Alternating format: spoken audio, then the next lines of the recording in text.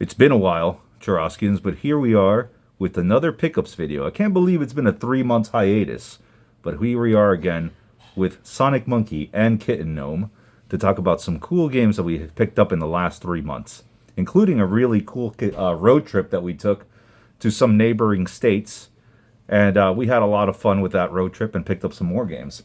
So to start us off is my esteemed colleague here, Sonic Monkey. Sonic Monkey, tell us about the first game. Okay, this is Goosebumps the game. It is really cool. So it's like one of those games where you have to. Is that in the Switch now? Yes, it's in the Switch now, and it's one of those games where you interact and solve puzzles, and each monster has a different puzzle you need. Currently, we are stuck on some ghost kids, and you get to interact and find secrets. It's really fun if you want a thrill. It's also kind of creepy. So it's like a point-and-click adventure game? Yes. That's pretty cool. You never had one of those before, and you're really enjoying this type of game, huh? Yes. And you're also a big fan of the Goosebumps books. All right. That's a pretty cool game. So we're working on this one now. I believe Sonic Monkey and Kitten Gnome are tag teaming this game right now. Yep. All right. What do we have next, Sonic Monkey? Next we have... Oh, this is a good one. Gang Beasts. Oh, Gang Beasts for the Switch.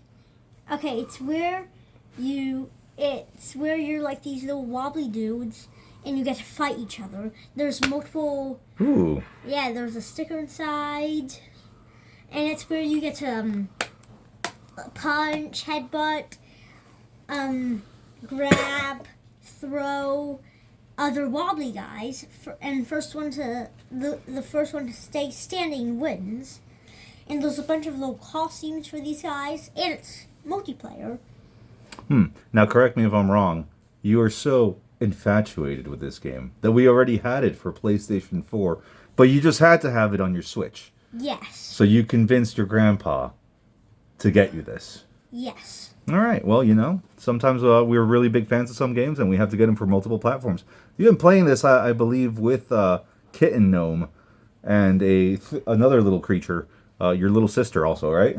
Oh, that's pretty cool. Well, this is a fun one. I played this one with you many times also on the PlayStation 4. It's a very fun game. I might have to lift some of these stickers from you for my bookcase at some point. But yeah, really awesome games. Do you have any other games for this video? No. All right, Sonic Monkey. Well, thank you so much for stopping in, and we look forward to seeing you in the next video. Next comes Kitten Gnome. All right, and here comes Kitten Gnome with his games. Plants vs. Zombies Battle for Neighborville Complete Edition. Oh, super cool. It's like how do I describe it? It's like a open world where you can fight zombies, become different plants, and it's got these really cool missions and bosses too. I've been trying to defeat bosses to get into this club thing in the sewers. But I need to be a cool zombie. Oh, you had to dress up like a cool zombie? So I've been trying to fight the bosses, which drop up cool stuff. And you can also switch onto the zombies' teams. Oh, very cool. I noticed you've been playing this one quite a lot. Yeah. And you've always been a big fan of the Plants vs. Zombies universe. So that's a really cool game for you, buddy. But there's also... It's really cool how they've got... A lot of Switch spines don't have cool font on them, and this one kind of went out of the box. Is it maybe because it's a PAL release? I'm not sure, but really, really cool. Cool game. Are you ready for your next one? What do we have next, buddy? Super Monkey Ball. Oh, cool. Tell me about this game. It's really complicated, actually. That each monkey has stats of jumping, running, speed, and it's really hard. But the bosses are kind of easy. I wiped out the first boss in like a minute. Wow. Yeah, they're kind of easy. So what type of game is it though? Like, what do you?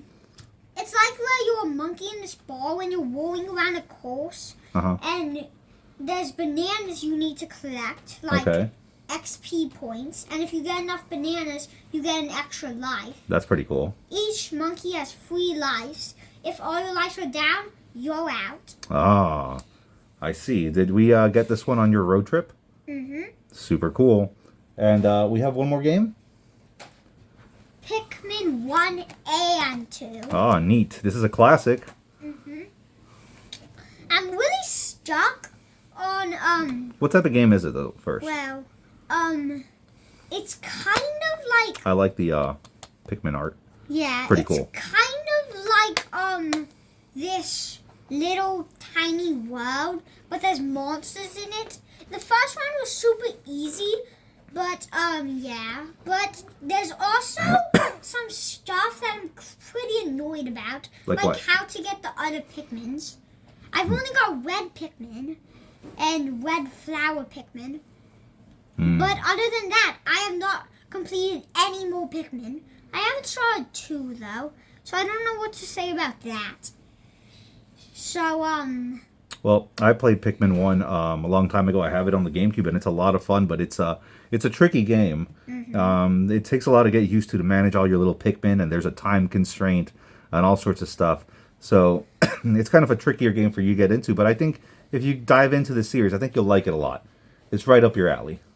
But there's also some annoying death scenes with the Pikmin. Like, at the beginning, I didn't know Pikmin can drown, and I tried to walk across the river, and immediately all my Pikmin were extinct. I think your uncle, Gnarly Seabass, has a traumatic story with Pikmin 2 from when he got the game of the monster that, what's it called, the Bulborb or whatever? Yeah. When he's eating all his Pikmin.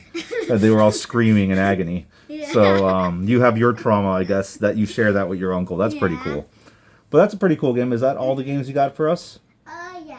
Okay. Well, thank you for being on the show again, buddy. And will we see you on the next one? Mm-hmm, definitely. Awesome. Well, thank you for being on the show, buddy. Thank you, my little kitten gnome. I appreciate it. You're welcome. All right. Now that we've dealt with the more charismatic parts of the video, we're going to talk about stuff that yours truly, Churrasco Voltor, picked up. These figures are little Skylanders things. I'm not collecting them. Sonic Monkey, really like this whale monster at a game store we went up during our road trip. And Kitten Gnome like this orc with this hammer. And my daughter like this little fire puppy thing over here.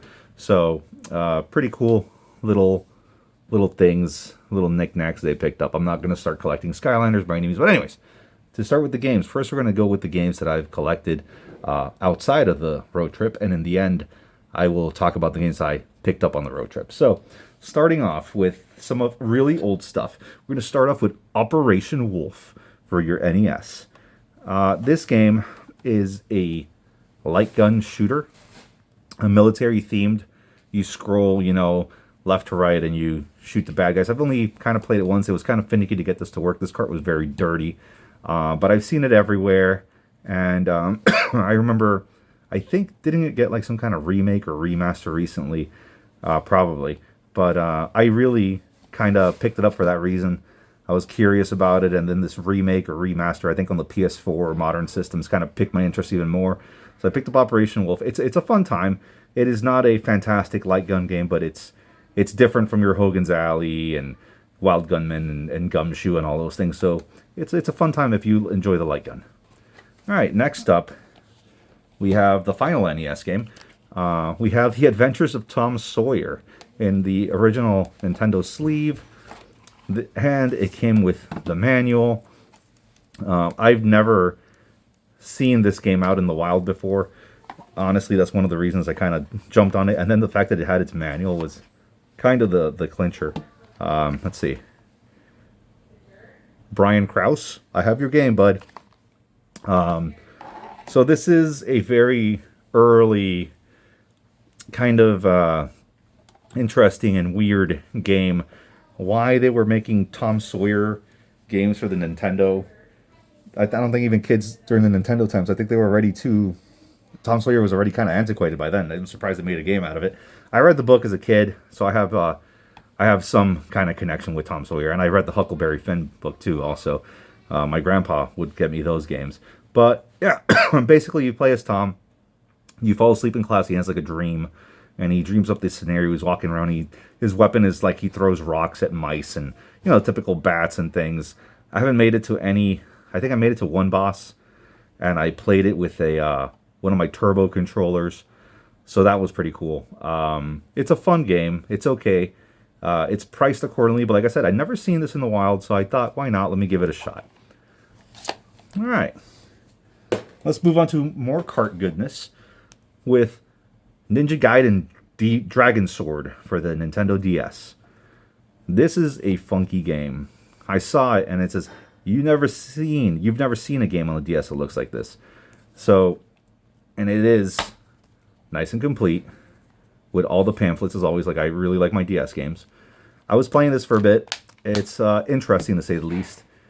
You control your ninja character. I think right now I'm not Ryu yet, but you control them by slashing your sword with the stylus on the screen for there's horizontal strikes, vertical strikes, and there's like double taps to do the like spinning wrestling move, the pile driver thing that he likes to do, because ninjas, watch wrestling. And this is a fun game. It looks really nice, rudimentary, like 3D polygons with like kind of pre-rendered, kind of weird background, static images. It looks nice. It's interesting. I played it for a bit. It's tricky. I am not a huge fan of using the stylus on the DS. I know that's kind of the gimmicks of the console when it came out, but it hasn't aged well for me. That's back when Nintendo was dabbling a lot with like, oh, use your stylus and waggle around, use your Wii and move around, all that stuff. I'm not big on that, but this is a really cool game, and I am a big fan of Ninja Gaiden, so this was a neat pickup for me. All right, moving on. We got some, the one PS1 game that we have, Shadow Madness. Shadow Madness with this horrendous pirate in a dungeon cover. It's a game by Crave. Picked up at my local game store for a decent price, and this is a monster of I believe, look with the manual and everything, a 4-disc. Oh, there's a demo for Jade Cocoon. That's what it is. But it is an adventure spanning 3 discs, I believe, or 2 discs. Never mind, I'm wrong in all sorts of ways. Okay, yeah, that's what it is. It's 3 discs, and one of them is the demo disc. This is not the original case, because the original case had to be replaced by the game store because it was kind of beat up. It doesn't close very well, but there we go. I think I got it. There we go.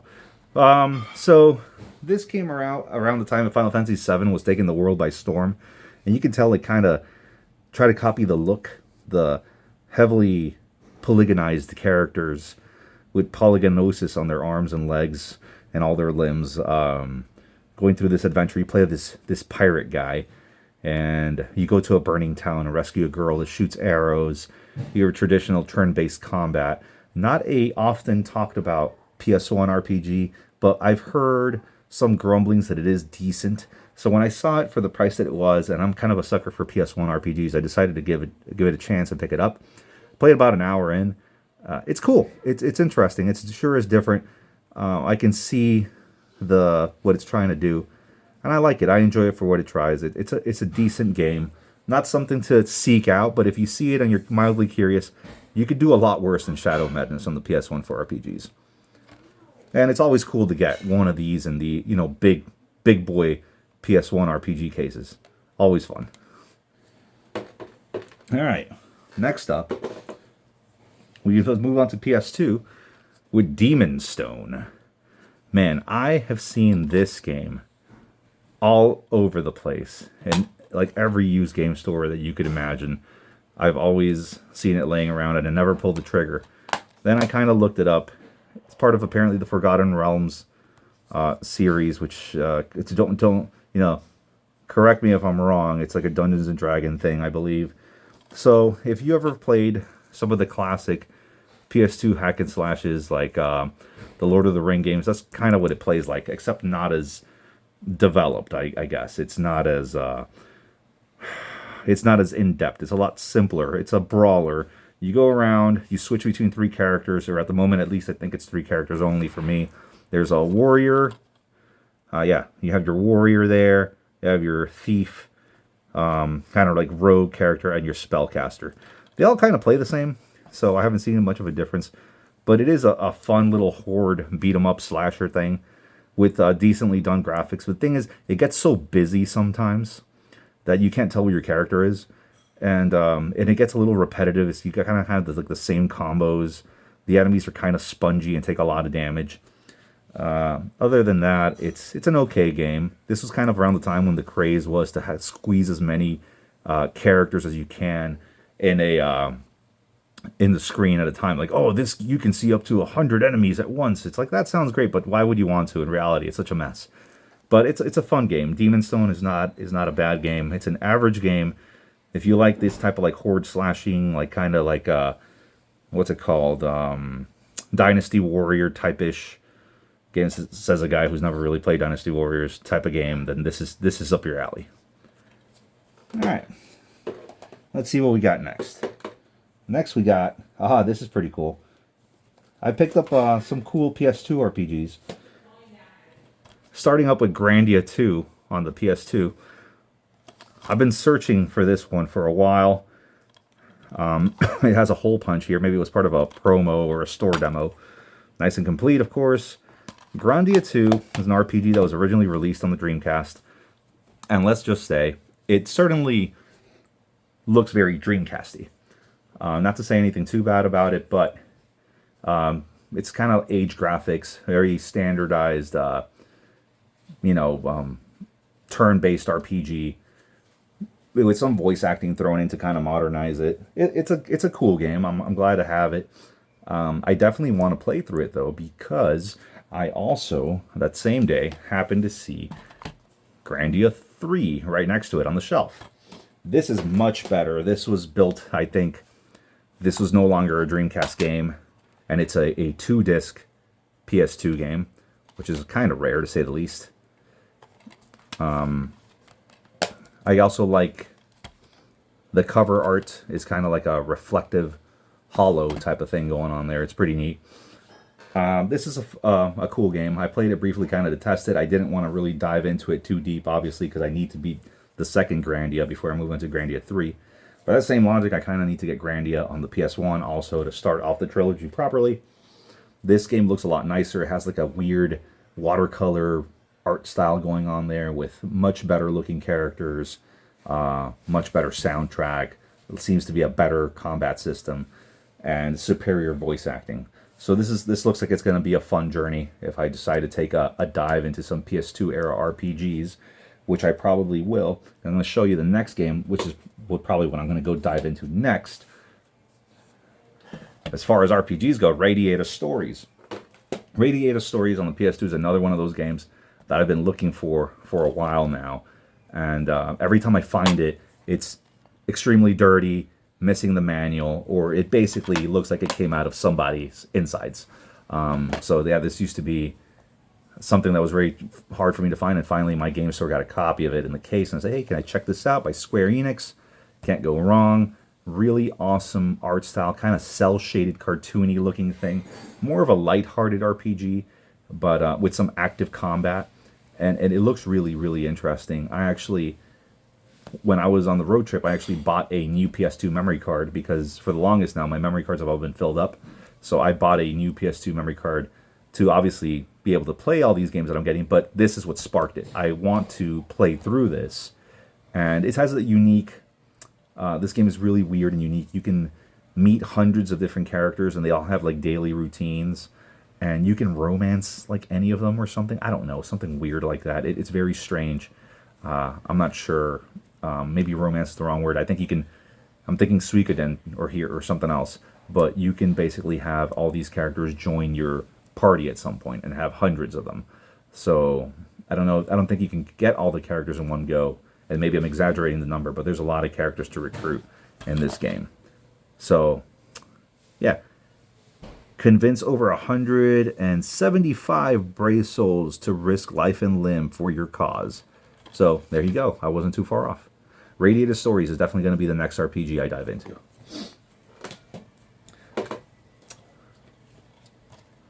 007, Agent Under Fire, with some nice little hollow effect too there on the cover. So, funny story. When the world needs a hero, James Bond answers the call. So when I picked this up, I was kind of looking at 007 games because I remember my brother having a James Bond game on the GameCube that I thought was really kind of cool and looked like a fun time. And I did not know if it was Agent Under Fire or Nightfire. Very similar looking covers, kind of similar title. You could see the confusion.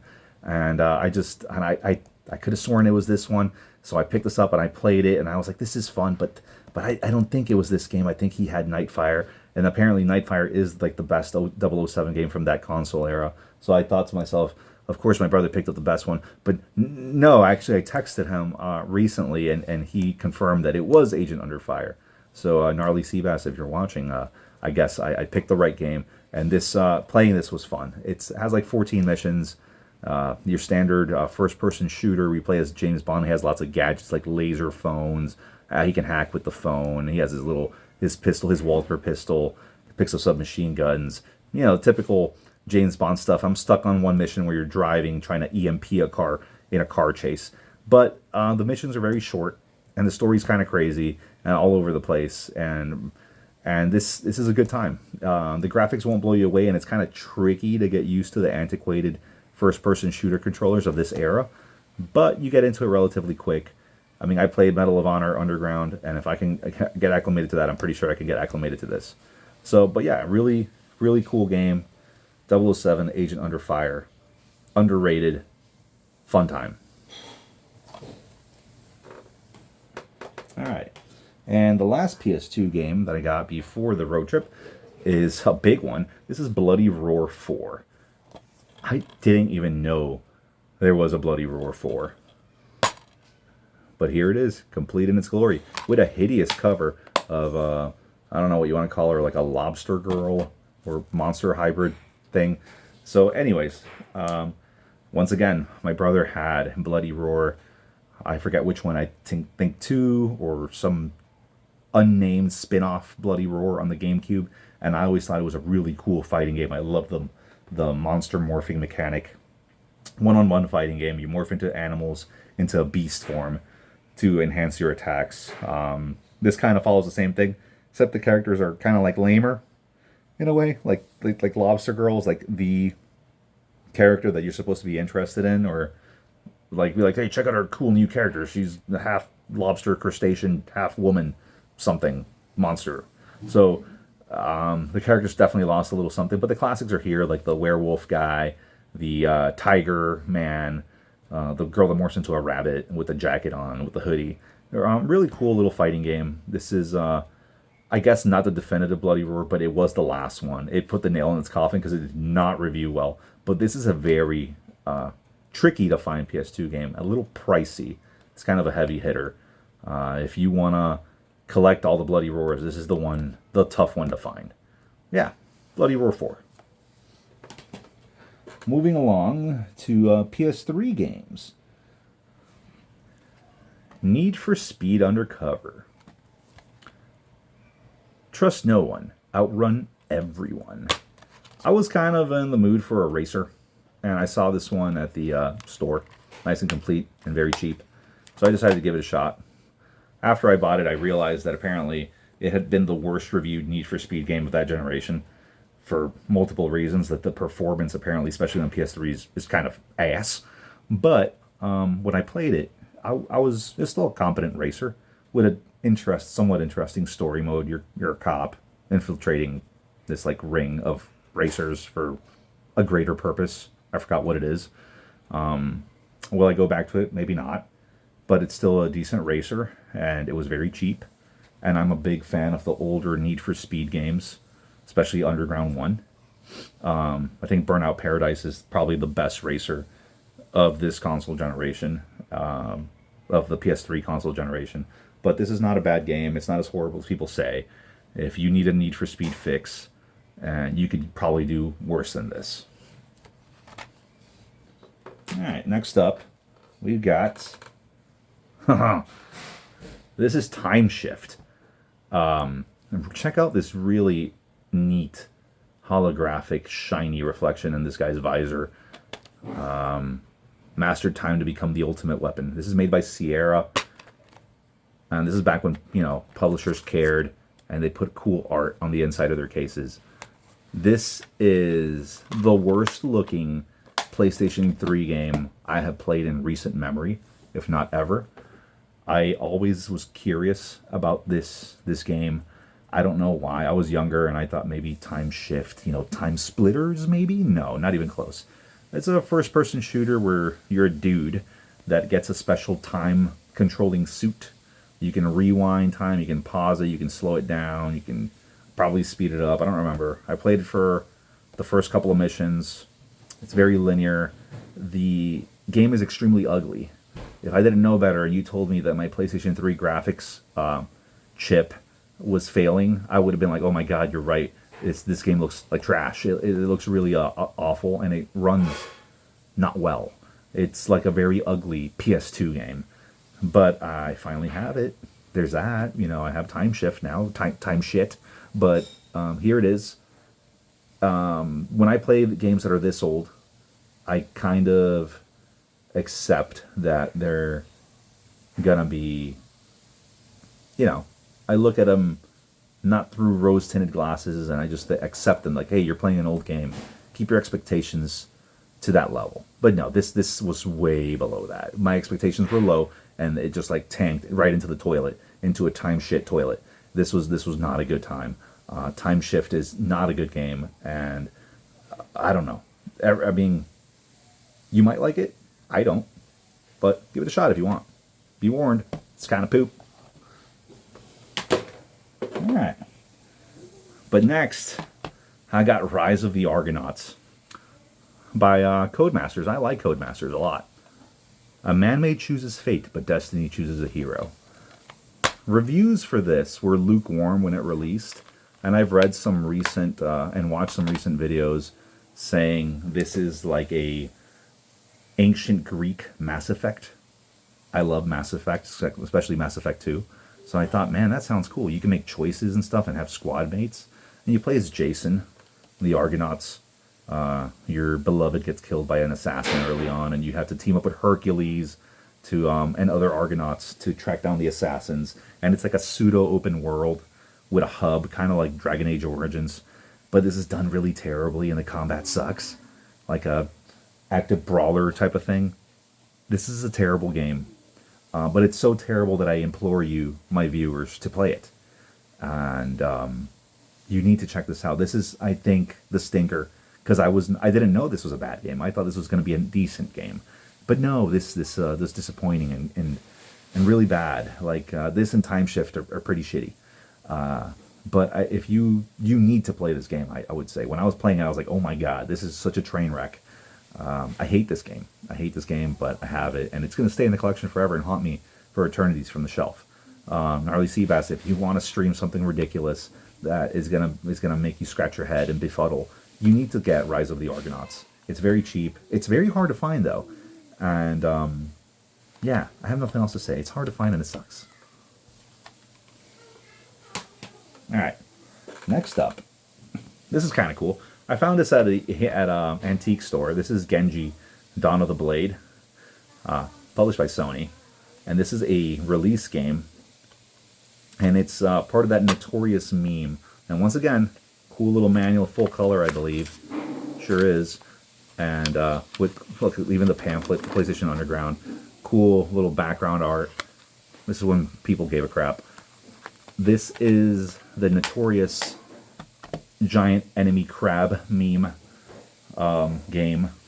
It is a hack and slasher where you have three characters you switch between. The standard guy with dual katanas, big guy with a giant like fighting log monstrosity thing, and a chick that has a ring on a hoop that she attacks with kind of long range. So this is a cool game. It's okay. Temper your expectations for this one and accept that it's an early PS3 game. Very early PS3 game, like a release game that did not review very well when it came out. But it did showcase some of the PS3's power for fluid animations and cool character models. So this is not a bad one. Genji, Dawn of the Blade.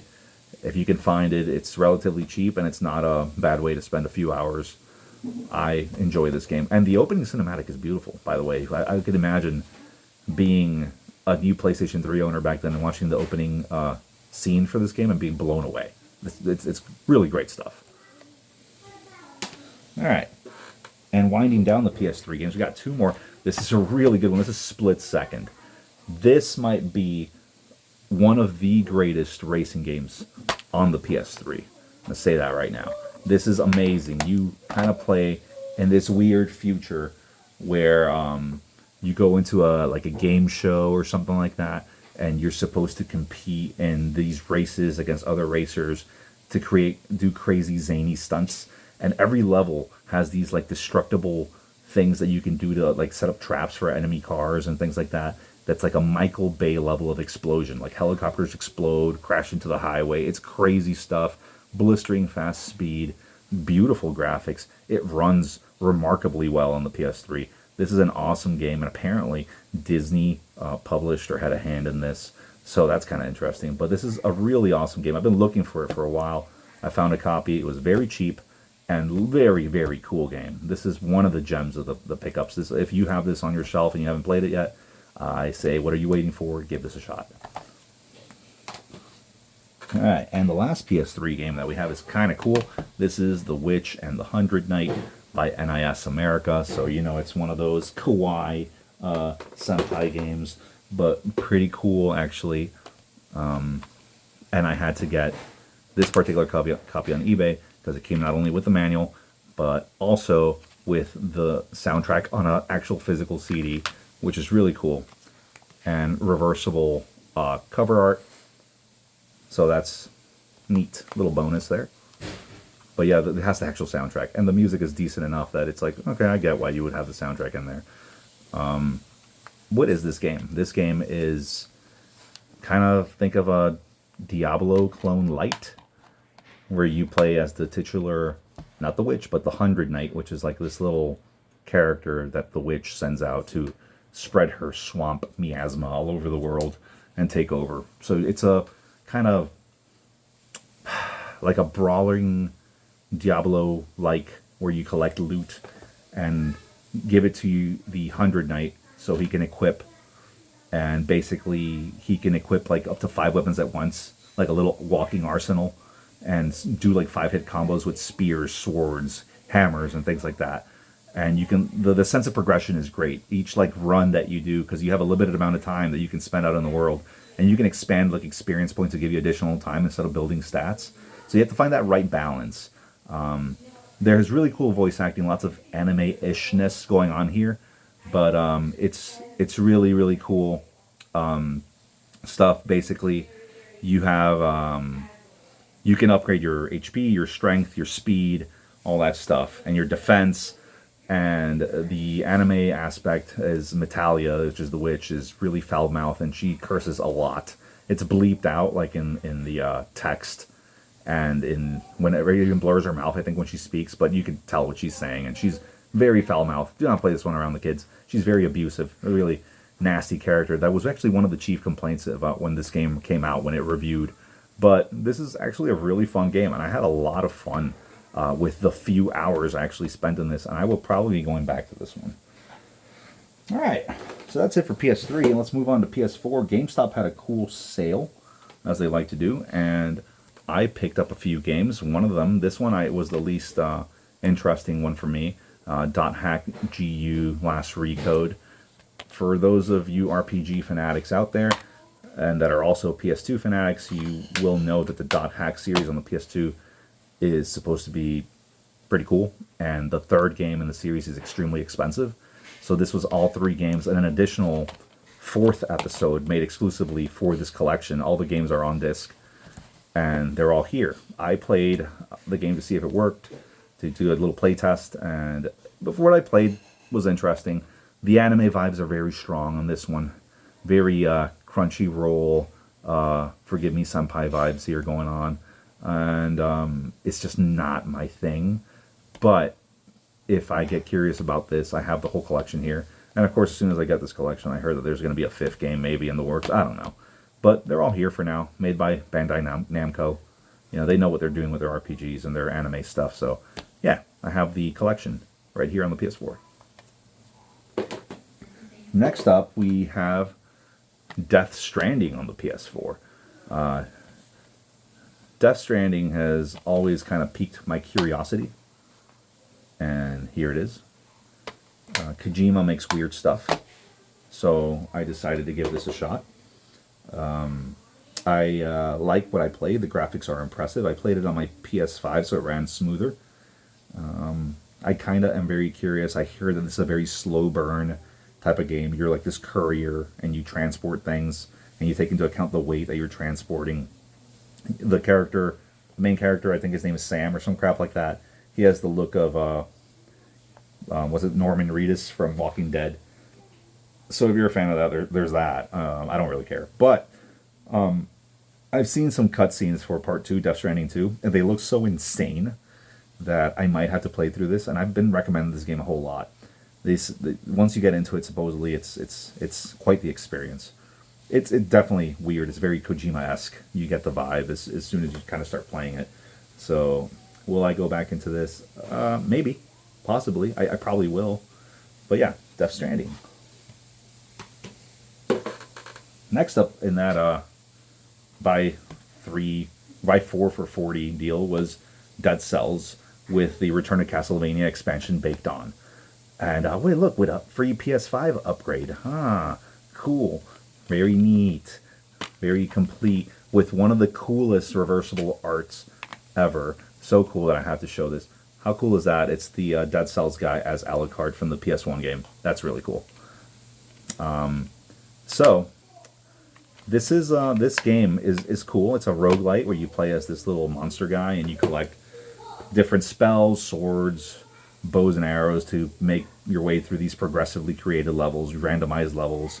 And at some point, you can go to a Castlevania section and run into Richter. I ran into Richter and Alucard. It was pretty cool. And fought some classic monsters like the mermen and little skeleton monsters that throw bones at you. This was a goated game for a long time. But I'm kind of mad at it because, as you will see, PS5 upgrade available. So I put it into my PS4 so I could get the free PS5 version. And then I tried to access the Castlevania content, and it wasn't there. You can only access the Castlevania content on your PS4 if you play the PS4 version. Or I guess on the PS5 if you play the PS4 version. So do not play the PS5 version. It does not include the Castlevania DLC if you play the PS4 one. There is a PS5 release of this exact same game. And then you can play the Castlevania DLC on your PS5 version. It's kind of bullshit, Sony. Kind of bullshit what you did there. But whatever. It's still a cool game. And for a game that has this like retro 16-bit style, it's not that big of a deal that, oh no, I can't have my haptic feedback and increased frame rate on this game. It doesn't really take much for the PlayStation 4 to pull this off. So, but I'm glad to finally have it. I think this cover art is so awesome, and that reversible cover art is arguably even cooler. But yeah, got that one too. This is not part of the sale. I'll show you the last game I got. Those last 3 PS4 games were ones that I got in the buy 4 for $40. The next few games are not part of that deal. It's a PS5 game that I got to round that out. But I also got Shadow of Mordor in the last few months. I've heard countless things about how amazing this game was. Nice and complete with a little ranger pack or some crap. I don't know. I had seen some videos about how this is also released in the PS3, and it was absolute trash, and it's almost unplayable. Like one of the most unplayable games ever. So I had to check this one out on the PS4 because I heard it's really good. At least Gnarly Seabass has this one also, like the edition with all the DLC on it. This is just the basic one. Very cheap, and I decided to give it a try. And yeah, I could see the appeal. It's an ugly game, though. It looks like a PS3 game, but it runs really, really well on the PS4. And for whatever reason, this game did an infuriating thing because I installed it to see if it was only a PS5 thing. I installed it on my PS5 to get the best performance, and then I played it on the PS4 also. They had a thing where even after installing, every minute or two of playtime, the disk drive would speed up, like it's like doing something, looking for data or something. And I thought it's part of the install process, but this went on for about an hour. When it did it a lot for the PS5, I said, I'm going to stop. I'm going to install on the PS4 and see if that fixes things. Same crap. finally, when I accepted my fate, or I thought I accepted my fate that this was the way the game is going to be from now on, it got a lot better and it stopped doing it. But that was infuriating, to say the least. It's an open world. You play as this dude, and you kill orcs, a crap ton of orcs. Really cool combat system. They swarm you. Once again, it's one of those games that throws hundreds of enemies at you, and you endlessly stand there and counterattack them and kill blow them. And has a cool system where like orcs that kill you level up in the ranks of the orc army and become like generals, and there's revenge systems. Like if they kill you, they get better, or if they survive your attack, they get promoted too. Or they fight between tribes. Like different orcs will fight other orcs, and the winner will get promoted. And there's this really cool rival system. The world is ugly. It's very bland, very brown, very poop bull brown. The graphics are eh. The character models are eh. The quests are repetitive. But I can see that where the praise came from. If you're a Lord of the Rings fan, check it out. If you like really slick combat systems, brawling systems, check it out. It's really good. It controls excellent. So cool game. Might not go back to it, but it's very cool. All right. Winding down the PS4 stuff, got Velocity 2X.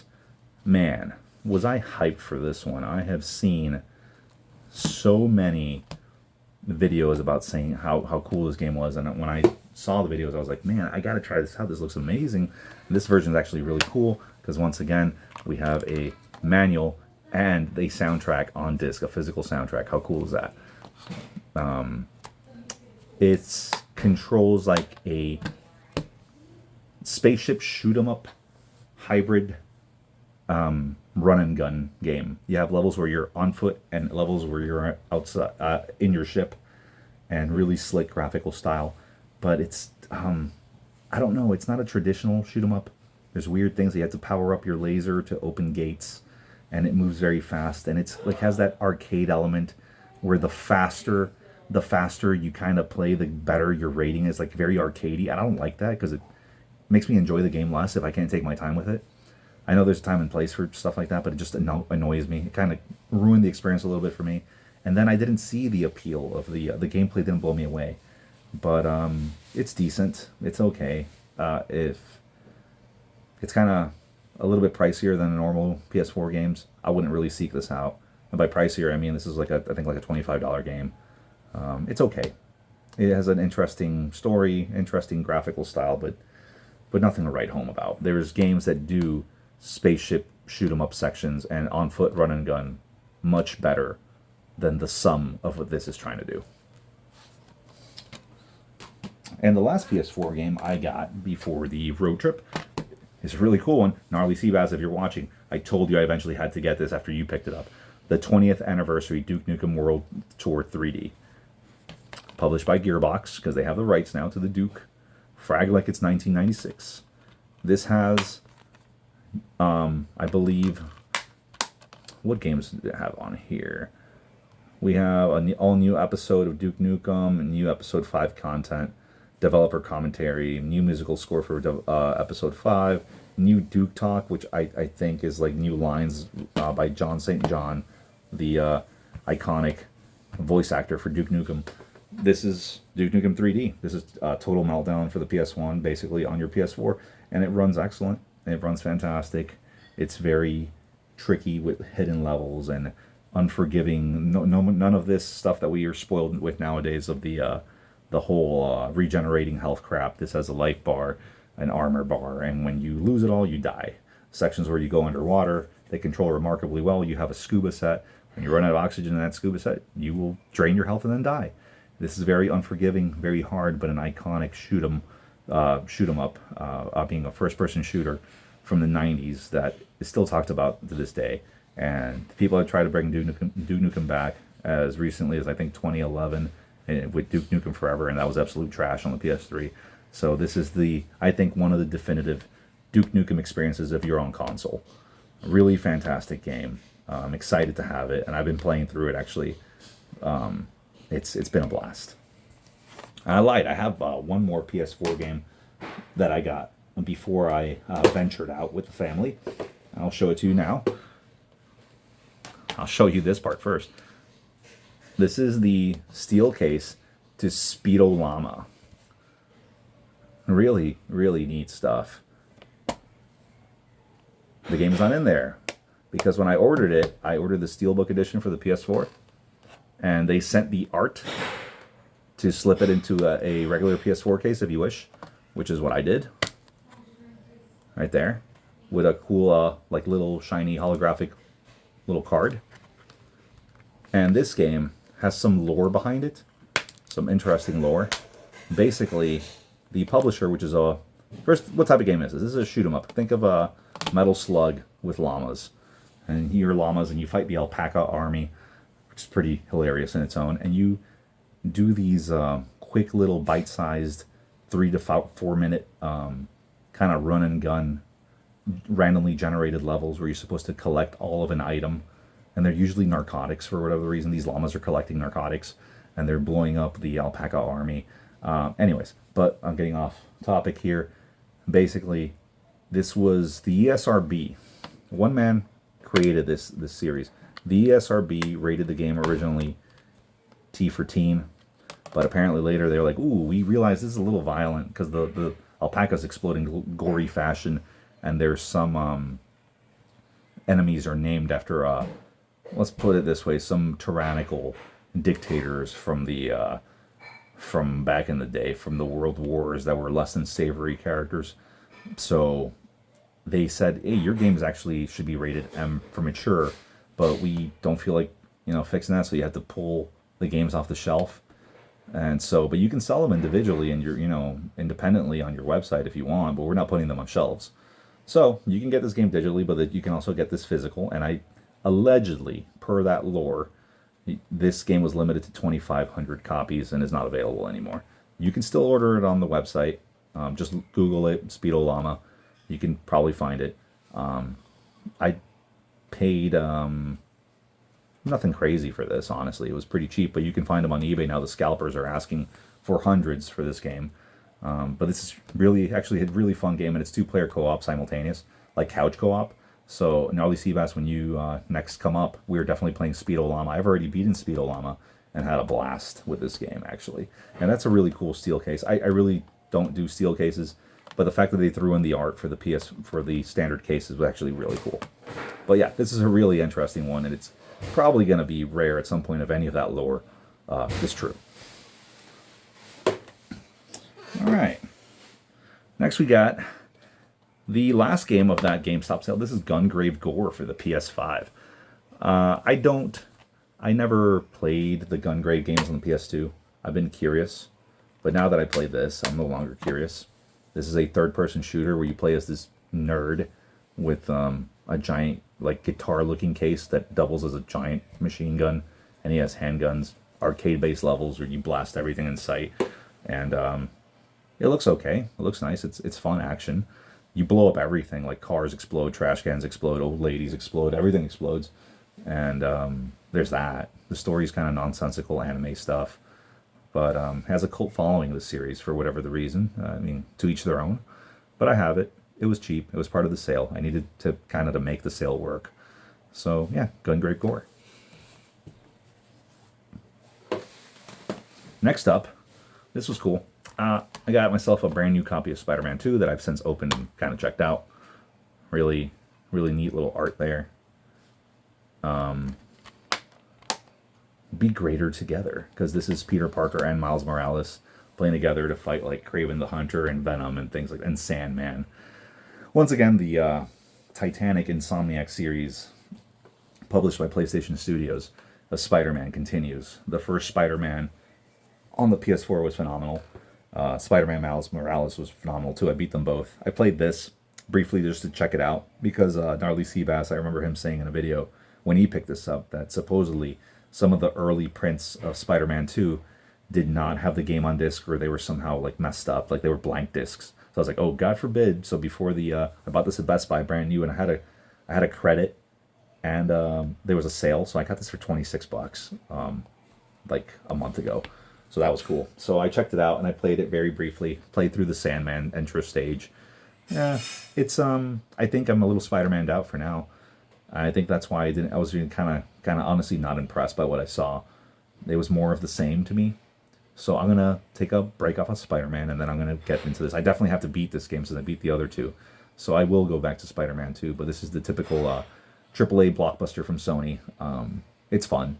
Yeah, I'm not gonna deny it, but I think I'm just Spider-Man out for the moment. But yeah, Spider-Man 2. Next up is a really cool one. This is Bendy and the Dark Revival. Kitten Gnome is a huge fan of Bendy. So when I realized that the Dark Revival was on the PS5, I just had to get it because it's also on the Switch, I believe. But I had to keep the series together on the PlayStation console because we have the first Bendy and the Ink Machine on the PS4, and that's a fun game that we beat too. Kitten Gnome loves Bendy and the Dark Revival. It's a first-person horror-ish, horror-light game where you're I'm not going to spoil anything, but the character that you are goes into the crazy comic book cartoon world of Bendy and has to make it out of the animation studio. It is a cool game with a unique graphical style with some cell shading, comic book looking stuff, and it's fun. We actually already beat it. Me, Kitten Gnome, and Sonic Monkey all sat down and kind of played through the whole game. It has the big bad Bendy. When he turns into a monster, you gotta hide. You can't really fight back. You can fight back against standard enemies, but not Bendy. So, really fun game. I couldn't find it in stores. I had to order this one on Amazon. And later I found it on my road trip. It was on sale a little bit cheaper. Also a new copy, so I kind of kicked myself for that. But I'm glad we got to play through it, because Kitten Gnome especially had a blast. He loves the Bendy universe. So this is also a fun game. And the last PS5 game that I got before road trip was a limited run release of Harlan Ellison's I Have No Mouth and I Must Scream. This game, if you kind of study any video game history or anything, is supposed to be a 1990s early computer game that is based on the short story by Harlan Ellison of the same name, I Have No Mouth and I Must Scream. It is a deeply depressing game where a supercomputer takes over the world and subjects the last 5 remaining humans to eternal torture, like their own hell, run by this computer. And it's a point-and-click adventure, very antiquated, very easy to ruin things and get the quote-unquote worst ending. You could argue that there's no real good ending here. This is supposed to be a very soul-crushingly despairing and sad game. So, I had to pick it up. I've been very curious about it when I saw that it was being released by Limited Run. It's still sealed. I won't dive into this yet. And I knew I had to get it. I've been so curious, and it was a very cheap Limited Run release. I think like $29.99. So I decided to pull the trigger, and now I have it sitting on the shelf to one day despair me and depress me. Really cool though. I've been waiting for this one, I think, since the day it released on the computers back in 1990, whatever. All right, so let's go on to the games that we collected on the road trip. We had a lot of fun on our road trip, but we also collected some awesome games. And I'm going to start off with R-Type Final on the PS2. Nice and complete copy. I got to finally check out a Game Exchange that you guys have further up north. We only have GameStops down in sunny Florida. But further up north, we have Game Exchange apparently. And I picked up a lot of games at one of the Game Exchanges. And this is one of them. R-Type Final continues the R-Type series on the PS2. I played it very briefly while I was testing some other stuff on my PS3 I'll tell you a story about. I had a PS3 meltdown. But, yeah, standard shooter stuff with weird camera angles that are kind of disorienting. But it was a fun shooter with a pseudo 3D, 2.5D look to it. With, your upgrades. You have apparently the main attraction to this release in the R-Type series is there's hundreds of ships that you can customize.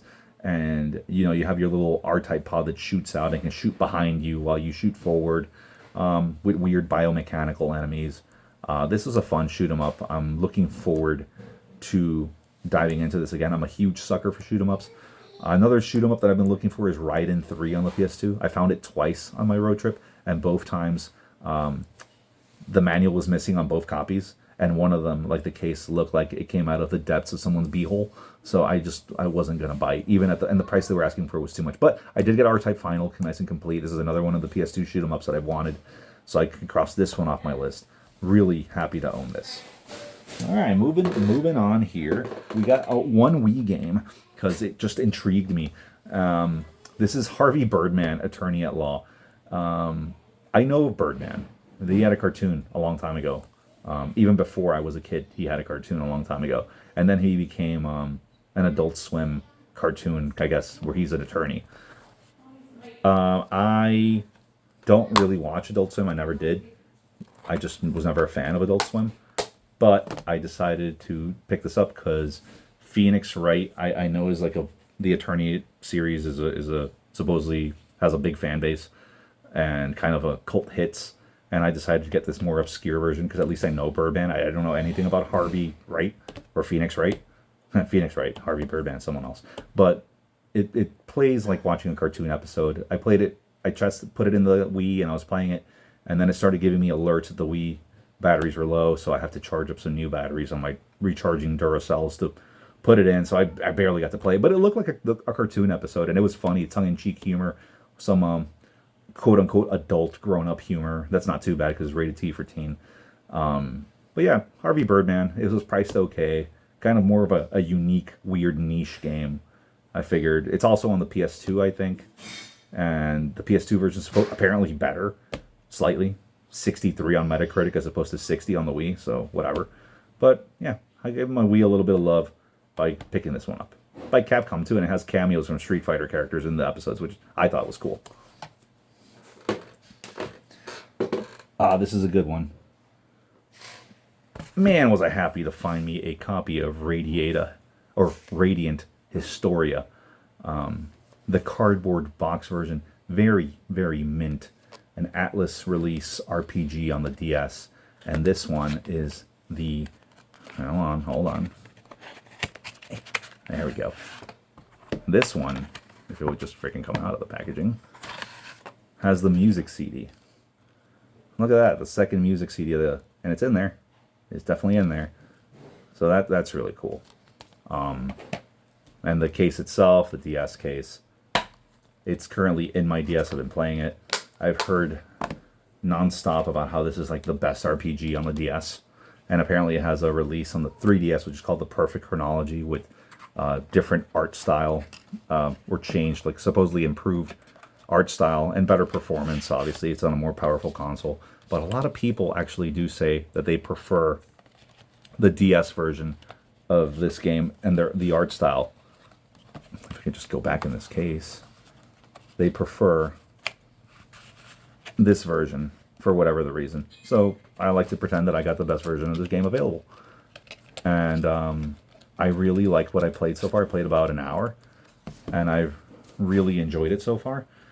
It's a kind of traditional turn-based RPG with a little bit of a grid system where people in the front row do more damage, people in the back do less. You can shove enemies into a further row so they do less damage on their next turn. You can delay them. Cool little story, kind of grown up. Story a little bit darker, but this looks like a really fun game. I'm definitely going to play through this one.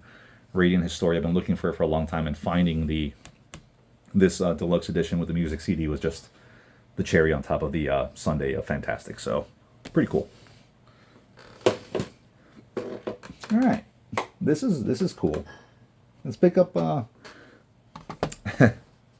Mighty Number 9 on the PS4. I am a huge Mega Man fan. When I heard a long time ago that the creator of Mega Man was creating a new Mega Man-esque, a spiritual successor to Mega Man on his own, I thought, sign me up. And it had a Kickstarter and all this, and then the game came out and it was a titanic piece of flaming trash. But this was $3 of the Game Exchange. Unfortunately, it is missing the poster that apparently came with this, and had something else, like a soundtrack voucher or some kind of DLC for costumes. I don't know. But it had a map in there, like a physical map or poster. And it's not in there, it's just that. But for $3, I can't complain. I played it. I can see why it's not as good as Mega Man. The main character here, Beck, that's totally not Mega Man. And Call, who's definitely not Roll. Get it? Beck and Call. Kind of like rock and roll for Mega Man. Yeah, whatever. With Robot Master looking enemies. It's essentially Mega Man reskinned. The gameplay's similar, but Beck absorbs his enemies after he weakens them, which I don't really like that mechanic. I think it slows down the gameplay of the run and gun stuff, because you have to be mindful of when enemies are weakened, because if you keep shooting them, you'll blow them up and you won't get like little temporary bonuses to like damage, speed, and defense, or even health replenishment skills. You can only gather by kind of dashing into them after they're weakened, which really slows down, like I said, the nature of the run and gun Mega Man formula. But this was still fun for $3. It's very difficult. It definitely maintains that. That's from Mega Man. So that's very, very still the same. That's still in the same vein as Mega Man. Very hard. I picked multiple enemy levels. You can, kind of pick them like Robot Masters to beat, and got my butt handed to me at every single level I picked. So, hey, still Mega Man in that way. Yeah, Mighty number 9.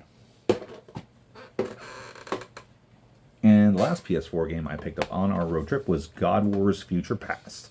I am a sucker for tactical RPGs. This is currently in my PS4.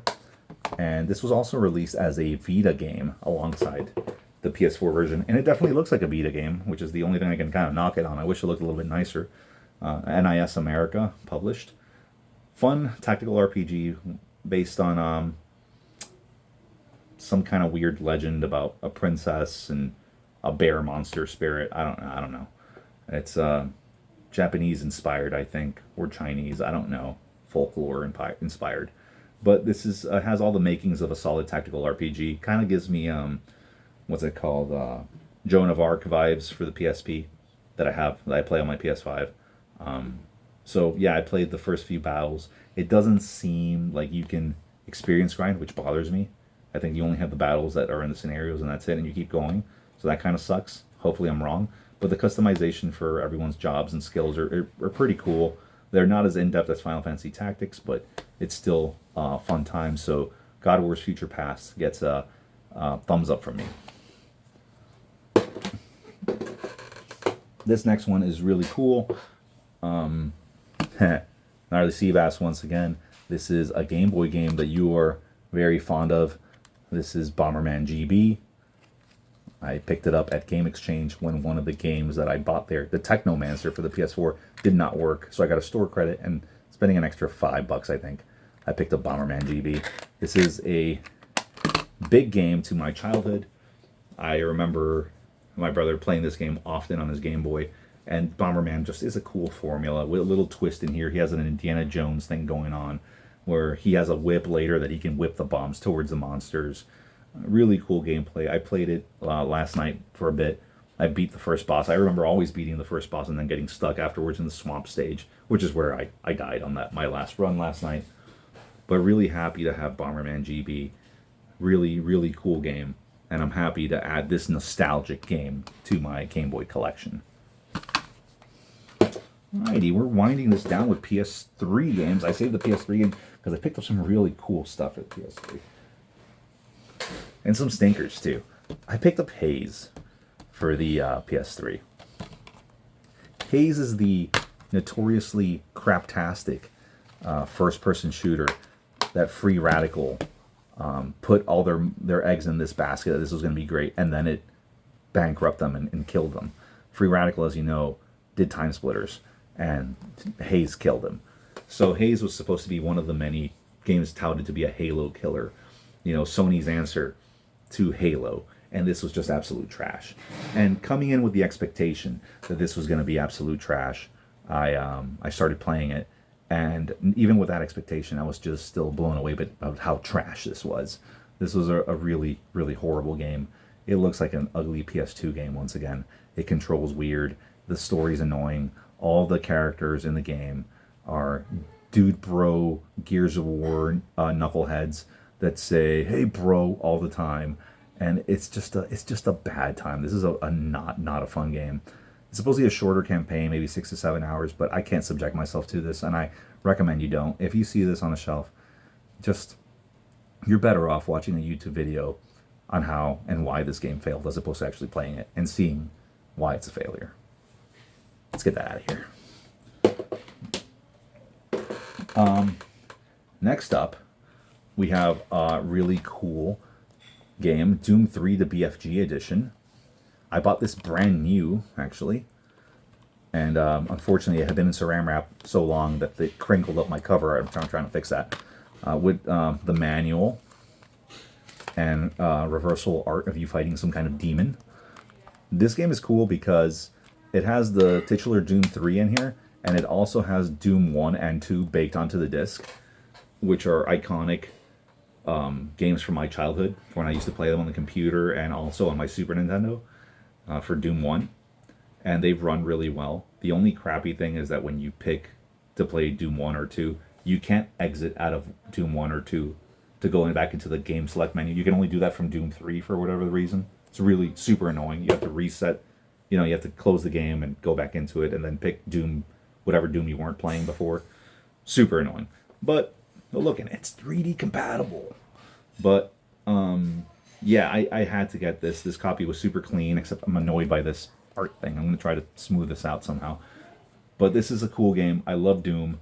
I like Doom 3 a lot, and I have Doom 3 on my Xbox, my original Xbox. But as you know, that Xbox is currently dead. It's going to be dead for a while until I find someone that can mod it. So in the meantime, I can play Doom 3 here, which runs better.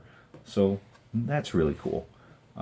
This is a cool, for those of you that don't know, first-person shooter where you fight zombies and demons while you're in Mars, and you're the Doom Slayer. Maybe before he was called the Doom Slayer, until the Doom game was on the PS4. But this is still a really, really kind of spooky atmosphere, creepy game. It's aged, you can tell graphically, but it controls buttery smooth. It runs well on the PS3. The gunplay's still fun, and those original games are just iconic, and they're fantastic and timeless. Yeah, Doom 3 BFG edition. Next up, we have Rage, the Anarchy edition, that has some stuff. I've seen Rage laying around in every store ever, every game store ever, and I decided to finally pick it up at the Game Exchange for next to nothing. I think this was like $7, really clean copy. Game Exchange has awful stickers, though. They take a lot of goo gone to get off. But here it is after a nice cleaning.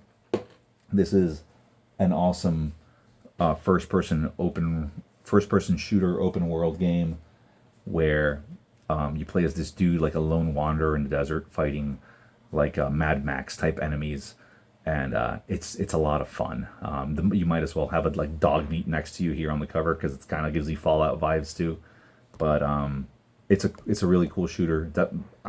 Made by id Software, who is the makers of Doom, and it shows in their design and the bloody chaos that you can make and all that stuff. So this is a really, really fun game. I'm excited to dive back into it. I actually used this to test if my PS3 was dying, because the next PS3 game made me think my PS3 was dying. And that game was not as demanding as Rage is, because Rage is a great looking game, even if you go back to it now. So let me tell you guys about this next game that I thought killed my PS3. This is Rogue Warrior for the PS3. Rogue Warrior is a game that everyone says is hot trash, but it is not hot trash. It has a 27 rating on Metacritic, but I'm here to tell you that the playthrough takes 2 to 3 hours, and it's amazing. It is a first-person shooter from 2007 or 9 in there somewhere, I think. And everyone said it was going to be hot trash, and it's just supposed to be atrocious. For those of you that don't know, Dick Marcinko is a Navy SEAL that wrote a lot of books and apparently had a very storied career in the military. And this is based on his exploits as a Navy SEAL. And he's voiced by Mickey Rourke. And apparently Mickey Rourke was giving the script that said, hey, just curse and say the most lewd and atrocious things that you can say to people. And that's it. That's all you're going to do. And when you finish the game also, can you do a rap for us where you just curse and we just use your lines over a hip-hop track, and that's it? You play this game and you have like instant kills with knives and things like that, and you have like a handful of guns, like a shotgun, a pistol, a couple of machine guns, a rifle, and that's about it. And then you go to town and you wipe everyone out with a finicky cover system using the shoulder buttons that you can use, and that it switches to third person when you're in those taking cover from first person to third person view. You fight the same 5 generic enemies through Korea and Russia, and it's fantastic. You set up C4 on missiles, blow stuff up, and the protagonist is just great. If you can get this anywhere south of $10, do it. This is one of the gems. I'm going to say it right now. You can say Tarasco Voltur's lost his mind. This is great. So it's a really, really good game. It takes about 2 to 3 hours to beat. Phenomenal. I recommend it to everybody. I thought my PS3 was dead because on the last mission, it kept freezing on one spot. So I thought and it kept doing it like 3 times. I reloaded. I had to hard reset my PS3. What happened was that the autosave file became corrupted. So I had to restart that mission. And then I went through the glitch without any problems. Made by Bethesda too. How weird is that? Get Rogue Warrior right now. What are you waiting for? Pick it up. It's cheap. It's everywhere. Get yourself a copy. All right. And the last PS3 game we have is Tales of Xillia, the limited edition. I am not a big Tales fan, but I love Tales of Berseria. And so when I saw this at Game Exchange for like $12, I had to pick it up. And this is kind of funny, but I'll show you.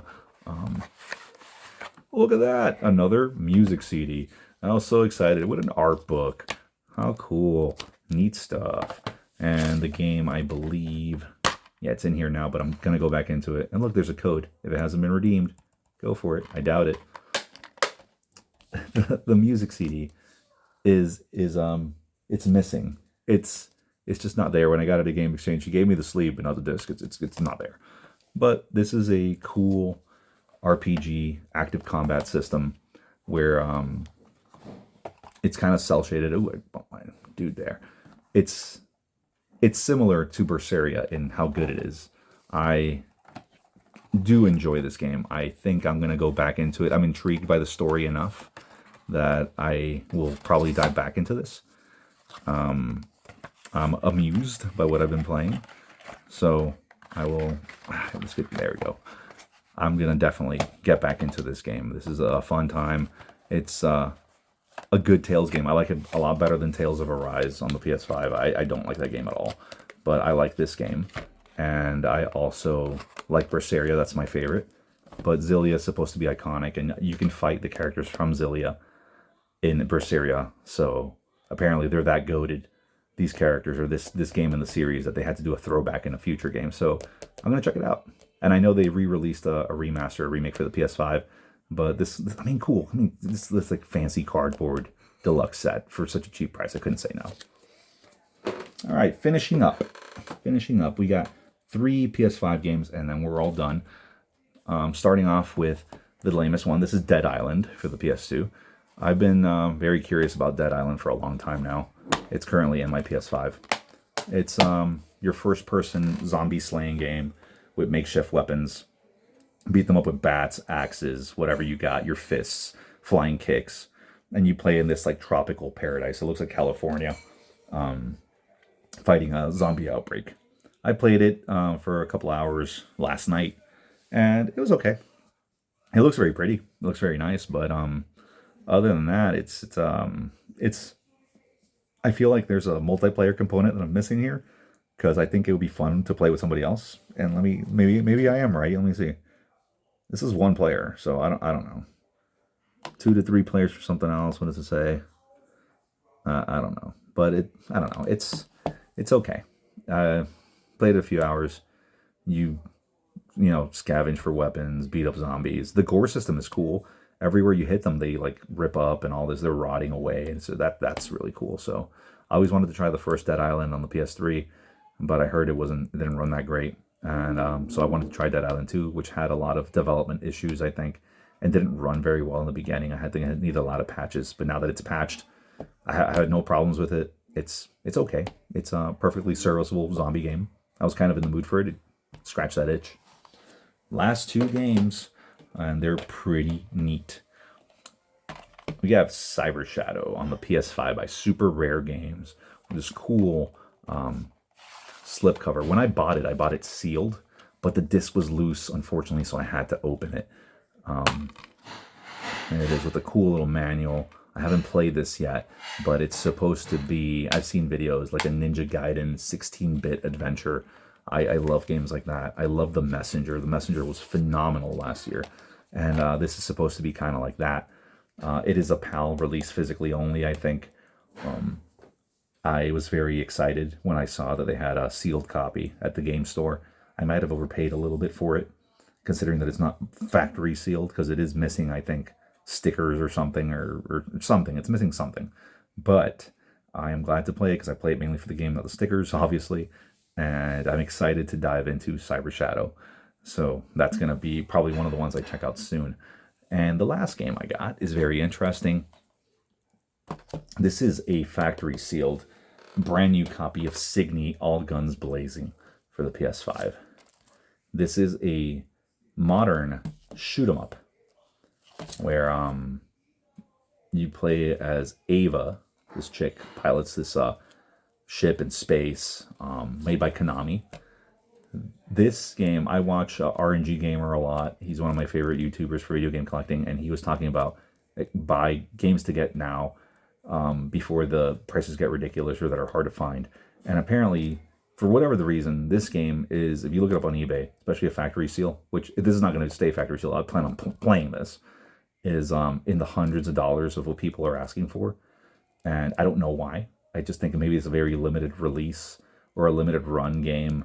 Not the company limited run, but a limited batch or print run of this game by Konami, and it's a shoot 'em up. So it has the pedigree already. It's supposed to be a pretty decent game. It's not going to blow you away, but it's supposed to be pretty decent.